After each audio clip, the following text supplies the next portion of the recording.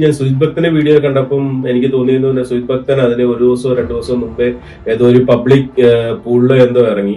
അങ്ങനെ ഇറങ്ങിയിട്ട് അവിടെ നിന്ന് ഒരു പക്ഷേ ഇപ്പം കിട്ടിയ ഒരു ഇൻഫെക്ഷൻ ആയിരിക്കും, അല്ലെങ്കിൽ ഒരു വൈറൽ ഇൻഫെക്ഷൻ ആയിരിക്കും അത്. ബട്ട് അവിടുത്തെ ഹോസ്പിറ്റലിൽ ചെന്നപ്പോൾ it is really A bad experience. അവരവിടെ എടുക്കത്തില്ലെന്ന് പറഞ്ഞു. കാനഡയിലെ ഒരു ഹോസ്പിറ്റലിലുള്ള ഒരു എമർജൻസി എന്ന് പറഞ്ഞാൽ അത് ഈസ് റിയൽ ഫോർ എമർജൻസിയിലാണ്, എമർജൻസിക്ക് വേണ്ടിയുള്ള കാര്യങ്ങളാണ്. അല്ലാതെ നമ്മുടെ പനി, തൊണ്ടവേദന, തലവേദനയ്ക്കൊന്നും അവിടെ ചെന്ന് കഴിഞ്ഞ് കഴിഞ്ഞാല് അവരൊരിക്കലും നമുക്ക് റെസ്പോണ്ടും ചെയ്യത്തില്ല. ഒന്നും പറയാതെ തന്നെ നമ്മൾ ഇറങ്ങി പോകേണ്ട ഒരു അവസ്ഥ വരും. നാട്ടിലൊക്കെ നമുക്കൊരു ഹോസ്പിറ്റലിൽ ചെന്ന് അവിടെ കാഷ്വാലിറ്റി ഉണ്ട്, കാഷ്വാലിറ്റി ഡോക്ടറെ കാണാം. അവിടെ തന്നെ എമർജൻസി ഉണ്ട്. നാട്ടിലെ മെയിൻലി ഹോസ്പിറ്റൽസ് ബിസിനസ്സാണ്. Running it as A business. They are not doing it for charity. പക്ഷെ ഇവിടെ അതൊരു ബിസിനസ് അല്ല. We need basically കാനഡയിലെ പ്രൈവറ്റൈസ്ഡ് ഹോസ്പിറ്റൽസും വേണ്ടി വരണം. People are looking for help.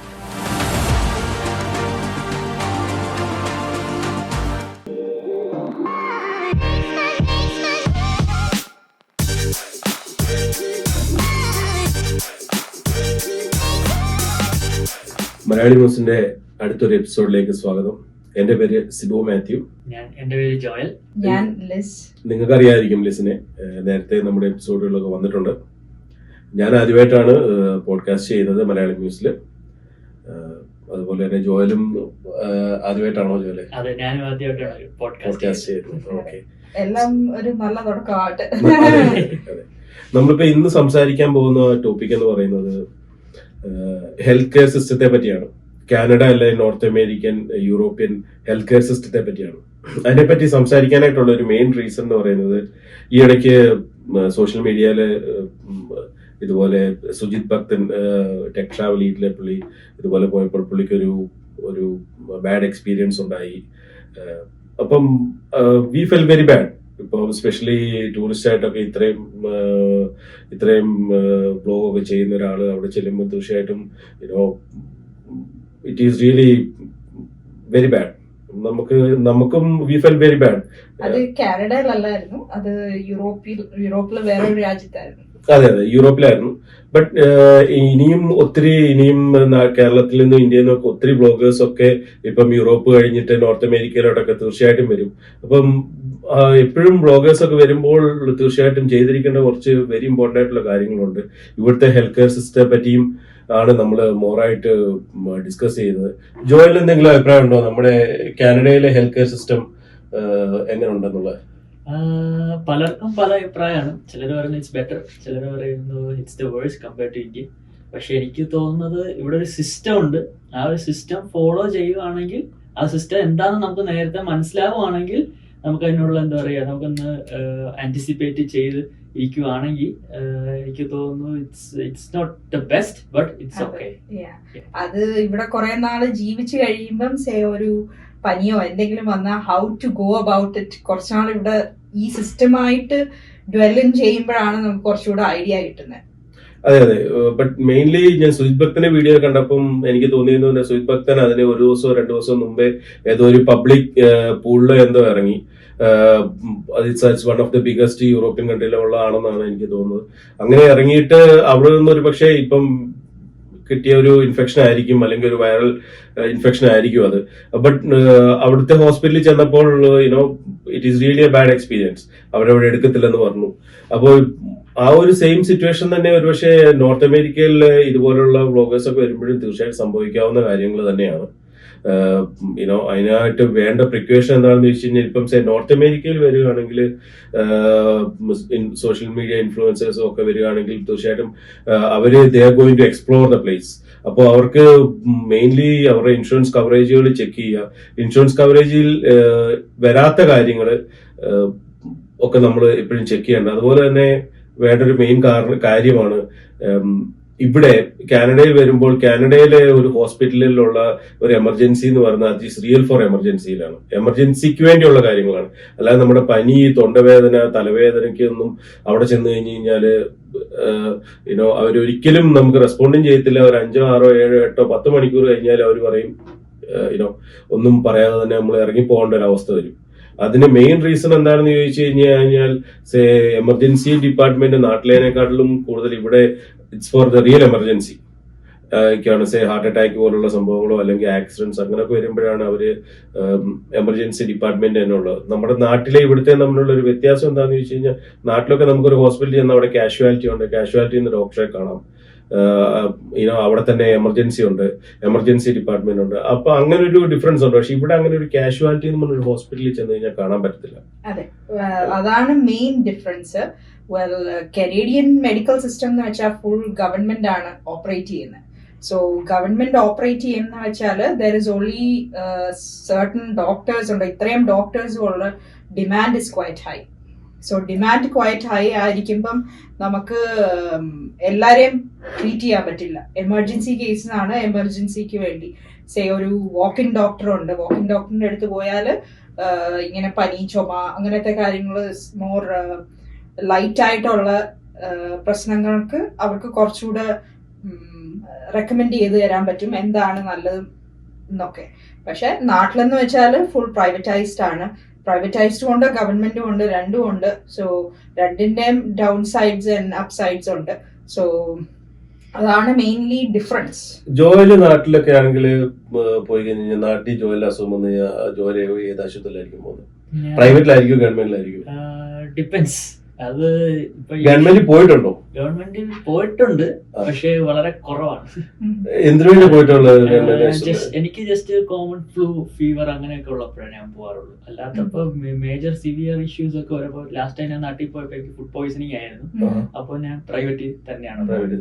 എന്തുകൊണ്ട് ഗവൺമെന്റ് ട്രൈ ചെയ്യുന്നില്ലെന്ന് വിചാരിച്ചു? ബിക്കോസ് നാട്ടിൽ മൊത്തത്തിലുള്ള നോം വെച്ചിട്ട് ഗവൺമെന്റിലെ ഫെസിലിറ്റീസ് കമ്പയർ ചെയ്യുമ്പോൾ പ്രൈവറ്റിലാണ് കുറച്ചുകൂടി ബെറ്റർ ഫെസിലിറ്റീസ്, കുറച്ചുകൂടെ ബെറ്റർ ആയിട്ടുള്ള മെഡിക്കേഷൻസ്. നാട്ടില് മെഡിക്കൽ സിസ്റ്റം എന്ന് പറഞ്ഞു കഴിഞ്ഞാൽ ഒരു one of the biggest business തന്നെയാണ് അത്. അവിടെ നമുക്കിപ്പോൾ നാട്ടിൽ നോക്കിക്കഴിഞ്ഞ് കഴിഞ്ഞാൽ എത്ര മൾട്ടി സ്പെഷ്യാലിറ്റി ഹോസ്പിറ്റലുകളാണ് ഒരു ലാസ്റ്റ് 10 ഇയറിനകം തന്നെ, അല്ലെ 10 അല്ലെങ്കിൽ 15 ഇയേഴ്സിനകം തന്നെ അവിടെ നാട്ടിൽ വന്നിട്ടുള്ളത്. പക്ഷെ നമ്മുടെ ഗവൺമെന്റ് ഹോസ്പിറ്റൽസ് ഒന്നും അത്രയും ഡെവലപ്പ് ആയിട്ടുണ്ടോ എന്ന് ചോദിച്ചു കഴിഞ്ഞാൽ ഇല്ല. അതിന്റെ ഒരു പോസിറ്റീവ് നെഗറ്റീവ് സൈഡ് എന്താണെന്ന് ചോദിച്ചു കഴിഞ്ഞാൽ, പോസിറ്റീവ് സൈഡ് എന്ന് പറഞ്ഞു കഴിഞ്ഞാൽ നാട്ടിലെ ഈ പ്രൈവറ്റ് ഹോസ്പിറ്റൽസ് ഒക്കെ അവർ ഡയഗ്നോസിംഗ് ഒക്കെ ഭയങ്കര ഫാസ്റ്റ് ആണ്, അല്ലെ, കമ്പയറിംഗ് ടു ഇവിടെ ഡയഗ്നോസിംഗ് ആണ് ഏറ്റവും കൂടുതൽ പാടുള്ളത് നോർത്ത് അമേരിക്കയിൽ. കണ്ടുപിടിക്കാന്നുള്ളത് നമുക്ക് കോംപ്രമൈസ് ചെയ്യാൻ പറ്റില്ല. നാട്ടിലെ ഡോക്ടേഴ്സ് ഇസ് റിയലി ഗുഡ്. അവരത് ക്വിക്കായിട്ടും ചെയ്യും. പക്ഷേ അത് കഴിഞ്ഞിട്ടുള്ള പ്രോസസ്സാണ്. കണ്ടുപിടിച്ച് കഴിഞ്ഞു കഴിഞ്ഞാൽ ആവശ്യമുള്ളതിനും ഇല്ലാത്തതിനും എല്ലാം ഒരുപക്ഷെ മരുന്ന് തരുന്ന ഒരു അവസ്ഥയായിരിക്കും നാട്ടിലുള്ളത്. നാട്ടിലെ മെയിൻലി ഹോസ്പിറ്റൽസ് എന്ന് വെച്ചാൽ ബിസിനസ്സാണ്. They are running it as a business. They are not doing it for charity. പക്ഷെ ഇവിടെ അതൊരു ബിസിനസ് അല്ല.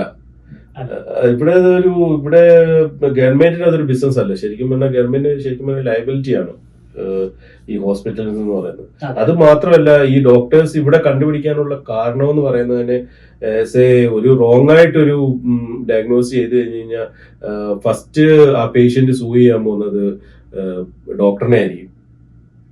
You did something. പക്ഷെ നാട്ടിലൊന്നും അങ്ങനെയൊക്കെ ഈ ഡോക്ടറിനെ സൂ ചെയ്യുക അങ്ങനെയൊക്കെ ഉള്ളത് എനിക്ക് തോന്നുന്നില്ല നടക്കുന്നുണ്ട്. അതെ. പിന്നെ അത് മാത്രമല്ല, നാട്ടിലെ പോപ്പുലേഷൻ ഒക്കെ വെച്ചിട്ട് ഹോസ്പിറ്റൽസിനും ഡോക്ടേഴ്സിനും ഒക്കെ എക്സ്പെരിമെന്റ് ചെയ്യാൻ ഒത്തിരി പേഷ്യൻസ് ഉണ്ട്. ഇവിടെ പക്ഷെ അങ്ങനെ ആ ഒരു എന്താ പറയുന്നത്, അത്രയ്ക്ക് വലിയൊരു പോപ്പുലേഷൻ ഇല്ലാത്തതുകൊണ്ട് തന്നെ അങ്ങനെ അവർ എക്സ്പെരിമെന്റ് ചെയ്യത്തില്ല. ഇതൊന്ന് ട്രൈ ചെയ്ത് നോക്കാം, ഇത് വർക്ക് ചെയ്യുമോ എന്നുള്ള അങ്ങനെയുള്ള സംഭവം അവർ കറക്റ്റായിട്ട് കണ്ടുപിടിച്ചിട്ടാണ്.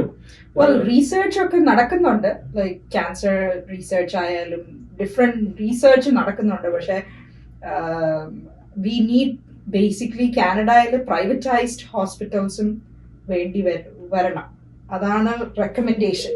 ബേസിക്കലി അത് വന്നാൽ കുറച്ചുകൂടെ ബേസിക്കലി നമുക്ക് എമർജൻസി കേസസ് അല്ലാതെ ഈ കുറച്ചുകൂടെ people are looking for help basically ഒരു മെഡിക്കൽ ഹെൽപ്പ് വേണമെങ്കിൽ നമുക്ക് ബേസിക്കലി ഡോക്ടേഴ്സ് ഇല്ലെങ്കിൽ നമുക്ക് ചെയ്യാൻ പറ്റില്ല.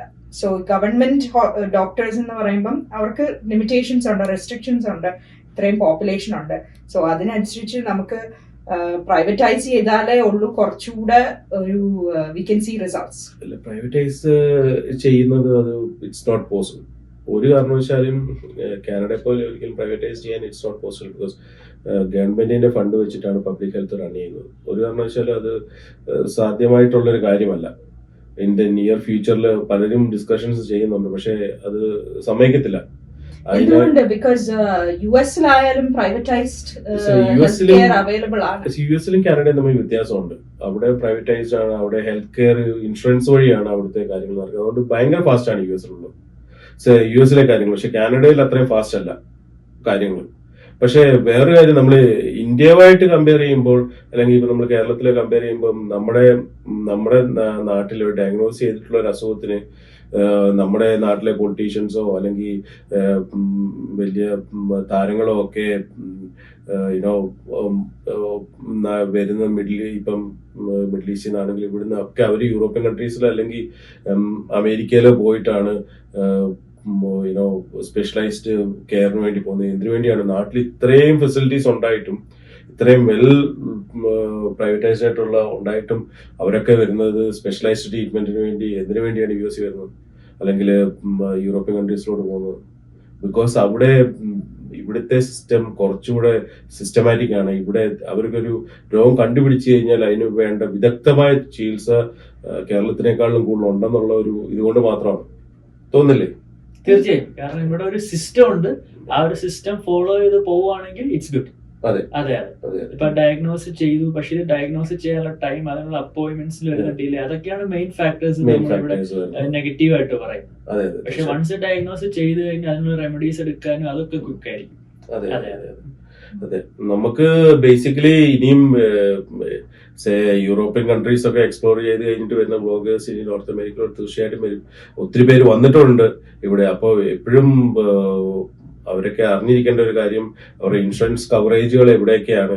അതുപോലെ തന്നെ ഒരു എമർജൻസി വന്നു കഴിഞ്ഞ് കഴിഞ്ഞാൽ പോവേണ്ടത് ഇപ്പം എമർജൻസിയിലോട്ടാണ്. ഇപ്പം ഈവൻ ആക്സിഡൻസ് അല്ലാതെ ഇതുപോലെ തൊണ്ടവേദന, പനി, ജലദോഷം എന്ന് പറഞ്ഞു കഴിഞ്ഞാൽ എമർജൻസി പോയിട്ട് ഒരു കാര്യവുമില്ല. അവര് എടുക്കാൻ പോകുന്നുമില്ല, അവർ നോക്കാൻ പോകുന്നുമില്ല. ഇവിടുത്തെ സിസ്റ്റം കണ്ടീഷൻ നമുക്ക് ഒരിക്കലും പറയാൻ പറ്റില്ല. എനിക്ക് ഇപ്പോഴാണ് വരുന്നത്, ഇപ്പോഴാണ് ഡോക്ടറിന്റെ അടുത്ത് പോകേണ്ടത്. നമ്മൾ എപ്പോഴും പ്രിപ്പയർഡ് ആയിരിക്കണം. ഏത് രാജ്യത്ത് പോയാലും ട്രാവൽ ഇൻഷുറൻസ്, മെഡിക്കൽ ഇൻഷുറൻസ് അതെല്ലാം എടുത്തിട്ട് വേണം പോകാൻ. നിങ്ങൾ എസ്പെഷ്യലി ലോങ് ഒരു ട്രിപ്പിന് വേണ്ടി പോവുകയാണെങ്കിൽ ഓൾവേസ് റെക്കമെൻഡഡ് ആണ് വിത്ത് കിഡ്സ്, ഫാമിലി, ആരായാലും. അല്ല, ഇന്ന ഒരു സ്ഥലങ്ങളിൽ ഇന്ന ഒരു സ്റ്റേറ്റിൽ പോകുമ്പോൾ ആ സ്റ്റേറ്റിൽ എന്തൊക്കെ ഹോസ്പിറ്റലുകളുണ്ട്, അവിടെ എന്തൊക്കെയുള്ള ട്രീറ്റ്മെന്റ്സ് ആണ് ഉള്ളത് എന്നൊക്കെയുള്ള ഒരു, എസ്പെഷ്യലി ഒരു തണുപ്പായ രാജ്യത്ത് പോകുമ്പോൾ അതിനനുസരിച്ച് പ്രിക്കോഷൻസ് എടുക്കണം. ലൈക്ക് അധികം നേരം പുറത്ത് നിൽക്കല്ലോ. ബിക്കോസ് അവിടെ ജീവിക്കുന്ന ആൾക്കാർ തന്നെ അവര് കുറെ നാള് ആ രാജ്യത്ത് ജീവിച്ചിട്ടുണ്ടെങ്കിലും അവര് ഒത്തിരി നേരം ഔട്ട്സൈഡിൽ നിൽക്കാൻ പോകും. അതുപോലെ തന്നെ പബ്ലിക് പൂളുകളിലൊക്കെ ഒരിക്കലും റെക്കമെൻഡ് ചെയ്യുന്ന കാര്യമല്ല.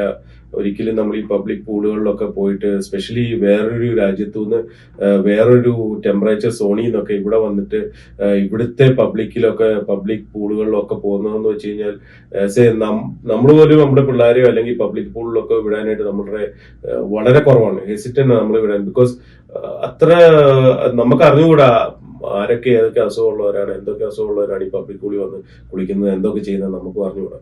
അതുകൊണ്ട് എപ്പോഴും ഇപ്പം അല്ലാതെ ബീച്ചിലൊക്കെ പോയി കഴിഞ്ഞാൽ ഇറ്റ് ഈസ് ഓക്കെ.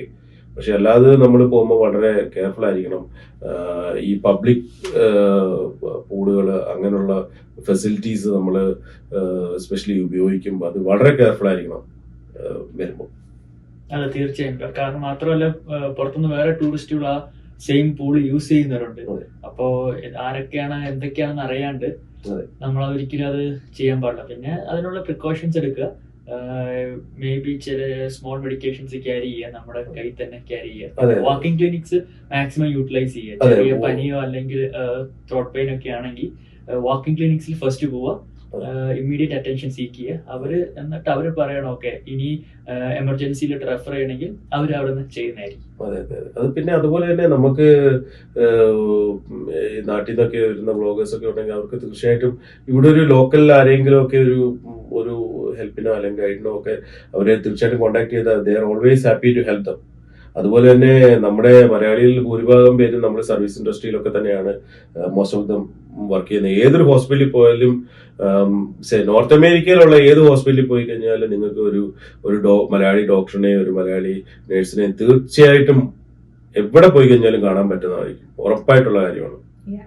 നമ്മുടെ കമ്മ്യൂണിറ്റി തന്നെ അസോസിയേറ്റ് ചെയ്ത് ഏത് രാജ്യത്ത് പോയാലും നമുക്കൊരു സപ്പോർട്ട് ഉണ്ട്. സോ അത് തീർച്ചയായും. എപ്പോഴും അത് കീപ്പ് അപ്പ് ചെയ്താൽ നല്ലതായിരിക്കും. സോ നമ്മൾ ഒരിക്കലും പറയത്തില്ല Europe or North American medical system is really top notch.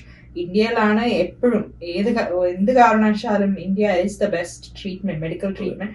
അത് സ്പെഷ്യലി കേരളത്തിലെ medical service is very good.